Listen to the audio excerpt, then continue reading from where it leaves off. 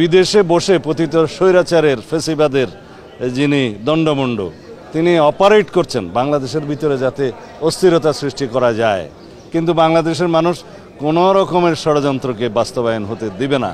আমরা জানি যে আভ্যন্তরীণ এবং বহিঃশত্রুর বিভিন্ন রকমের ষড়যন্ত্র বাংলাদেশে চলমান আছে এবং তাদের ফেসিবাদের দোসররা এখনও সব জায়গায় প্রতিষ্ঠিত আছে। তারা এখনও বাংলাদেশের সমস্ত জায়গায় বসে চেষ্টা করবে বাংলাদেশে অস্থিরতা সৃষ্টির জন্য।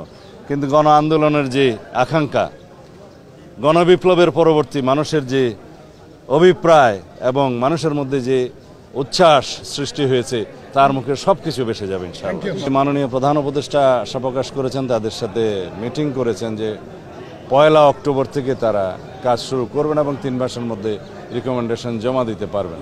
তা আমরাও আশা করি তারা তাদের কাজগুলো সফলজনকভাবে সমাপ্ত করতে পারবেন।